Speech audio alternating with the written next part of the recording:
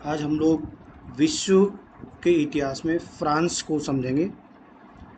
इसमें सबसे पहले तो हम लोग इसकी वर्तमान स्थिति और इसका इतिहास, उसके बाद प्रमुख तौर पर इसकी क्रांति। फ्रांस की क्रांति इतिहास में बहुत महत्वपूर्ण है, जिसको हम समझेंगे। और इसके बाद गणतंत्र कैसे बना, ये सब आज समझेंगे। तो चलते हैं। सबसे पहले तो इसकी स्थिति। देखिए, ये जो हम देख रहे हैं इस नक्शे में, जो ये है फ्रांस। और थोड़ा सा आगे चलते हैं, देखते हैं जूम करके। इसमें देख सकते हैं ये फ्रांस है। इसके पड़ोसी देशों के बारे में अभी चर्चा कर लेते हैं। इसमें देखिए, इसकी राजधानी पेरिस है। और इसके जो पड़ोसी हैं, पड़ोसी देश हैं, उत्तर में बेल्जियम और लग्जमबर्ग यहाँ पर है। ऊपर ये यहाँ पर बेल्जियम और लग्जमबर्ग हैं। इधर जर्मनी है, स्विट्ज़रलैंड है इधर। ये पूरी जर्मनी हो गई, स्विट्ज़रलैंड पूरब में हो गए। और इसके पूर्व दक्षिण में ये इटली है। और इसकी दक्षिण पश्चिम की बात करें तो स्पेन है। यहाँ इसी के साथ जो तटीय इलाका है ये पुर्तगाल है। ये भूमध्य सागर है। इसके पश्चिम में बात करें अटलांटिक महासागर है। और ये उत्तर में ये यूके है। ये भाग यूके का है। ये इंग्लिश चैनल है। तो ये इस तरह से वर्तमान स्थिति है इसकी। इसकी जो क्षेत्रफल की दृष्टि से विश्व में इसका 43वां स्थान है। और यूरोप में पहला स्थान है। यूरोप का क्षेत्रफल की दृष्टि से सबसे बड़ा देश है। वहीं जनसंख्या की बात करें तो पूरे विश्व में इसका 20वां स्थान है और यूरोप में तीसरा है। यूरोपीय संघ का सदस्य है और सुरक्षा परिषद में ये स्थायी सदस्य है। तो अभी जो वर्तमान में स्थिति बहुत मजबूत है इसकी। लेकिन इसका इतिहास क्या रहा है, इसके विषय में बात करते हैं। ये 52, अब हम पीछे ले चलते हैं इसके इतिहास में। 52 यानी पहली शताब्दी में जब रोमन साम्राज्य शुरू हो रहा था, उसी समय इसी क्षेत्र में एक गौल नाम का एक प्रांत था, जिस पर ये जो रोम है ये वाला, यहाँ से इस पर अपने अधीन कर लिया था ये रोम जो साम्राज्य था उसने। और ये रोमन साम्राज्य उस समय काफ़ी विस्तारित रूप में था। रोमन की वहाँ जहाँ तक बात करें, या बगल में नक्शा देख सकते हैं, 117 ईस्वी में रोमन साम्राज्य सबसे बड़ा था, यानी चरम पर था। उसका नक्शा ये देख रहे हैं, यानी इंग्लैंड तक उसके अधीन था।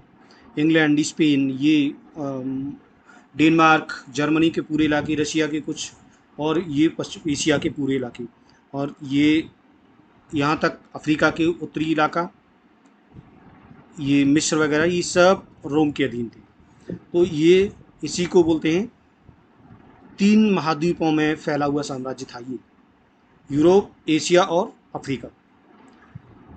ये इसकी स्थिति थी। इसके बाद फ्रांस के बारे में बात करें तो तीसरी सदी में जर्मन क्षेत्रों से कुछ जनजातीय लोग, फ्रैंक नाम के जनजातीय लोग, फ्रैंक जाति के लोग इस गौल साम्राज्य में बस गए, गौल क्षेत्र में, और ये स्थायी रूप से वहीं रहने लगे। देखिए, तीसरी सदी की बात है ये। उस समय फ्रांस नहीं था।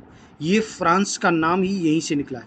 फ्रैंक जो लोग गए हैं, जनजाति लोग, इन्हीं के नाम से वहाँ उसका नाम फ्रांस बना, फ्रांस पड़ा है। और इन्होंने वहाँ जाके अपना सिक्का जमा लिया। जब ये लोग गए तब तो रोमन साम्राज्य था, और 476 में वहाँ से रोमन साम्राज्य सिकुड़ने लगा और वहाँ से रोमन साम्राज्य का पतन हो गया। जैसे ही रोमन साम्राज्य का पतन हुआ और फ्रैंक लोगों ने वहाँ मौके का फ़ायदा उठाया और वहाँ फ्रैंक लोगों ने शासन स्थापित कर दिया। 486 में बात करें तो क्लोविस वहाँ का राजा था जो फ्रैंक था।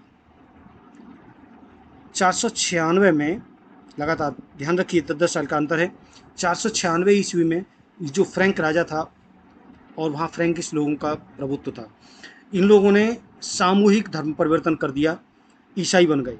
यहाँ थोड़ा सा और समझ लेते हैं। ईसाई ये जो तीसरी शताब्दी में आके, ये जो रोम था उस समय रोमन साम्राज्य ही चल रहा था, रोम में ये ईसाइयत पनपी और रोम में इनका केंद्र बना। यहीं से ये ईसाई धर्म का प्रचार प्रसार हुआ। इसके बाद तीसरी सदी के बाद हुआ, उस समय तक नहीं था इतना। तो जो भी जनजातीय इलाके ज़्यादा थे, जनजातियाँ थीं, उन्होंने अब अलग अलग मान्यताओं के आधार पर अपने आप अपने धर्म को ईसाई में परिवर्तित कर लिया। यहाँ बिल्कुल कहीं पूर्ण रूप से अपना लिया ईसाई धर्म को और कहीं आंशिक रूप से।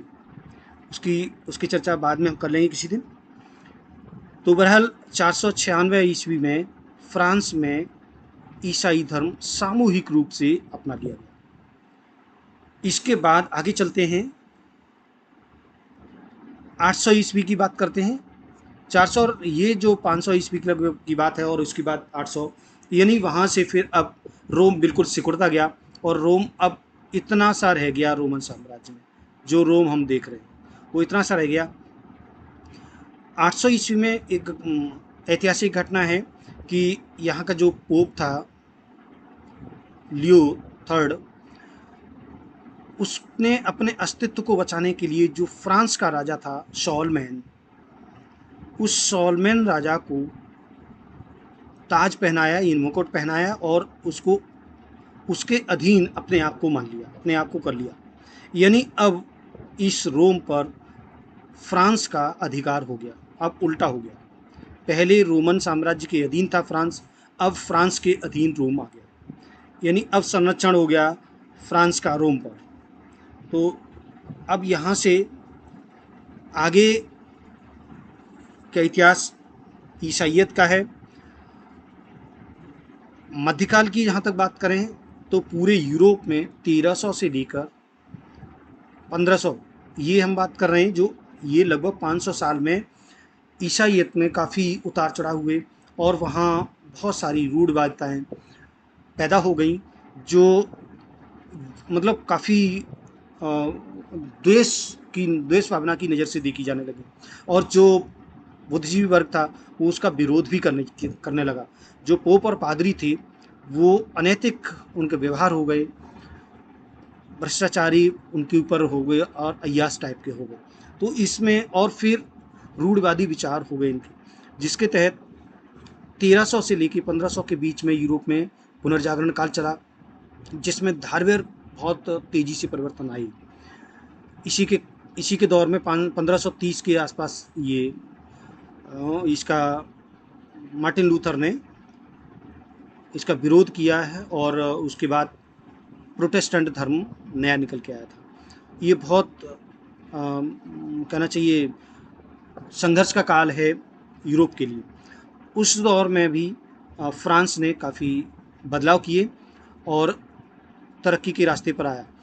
नए यहाँ बुद्धिजीवी वर्ग निकला तो नई शिक्षा की तरफ पूरा मुड़ा और बहुत सारी यूनिवर्सिटी वगैरह खुले गए, बहुत सारे आविष्कार हुए और फैक्ट्रियाँ वगैरह लगी, कारखाने लगे, व्यापार शुरू हो गया, यानी आधुनिकता की तरफ चल पड़ा यूरोप। और इस दौर में फ्रांस ने भी खूब तरक्की की।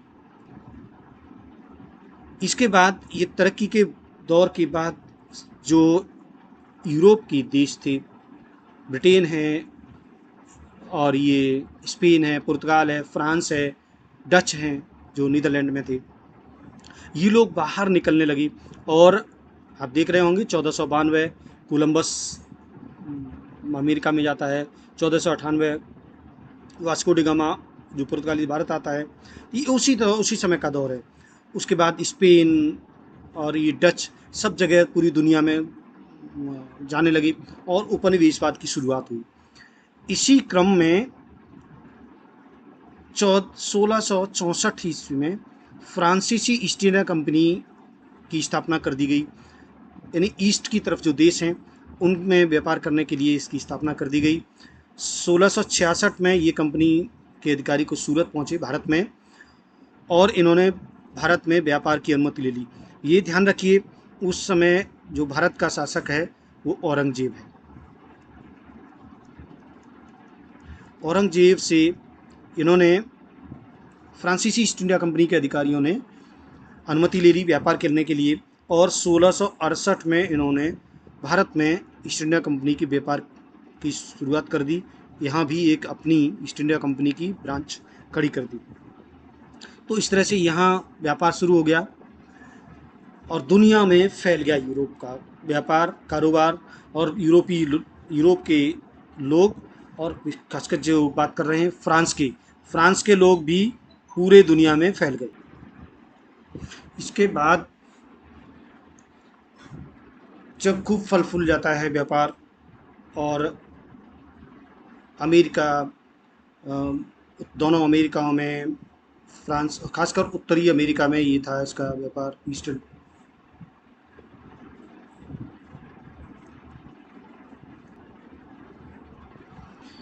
और इसके बाद जो अलग अलग राजा हैं अलग अलग तरीके अपनाते हैं, और इसके बाद जो अमेरिका में होता है, पूरे विश्व में जो बौद्धिक संपदा गेन करते हैं लोग, उसके माध्यम से फिर क्रांतियाँ शुरू हो जाती हैं। और यहाँ से आगे 17वीं सदी में क्रांतियाँ शुरू होती हैं, 18वीं सदी में।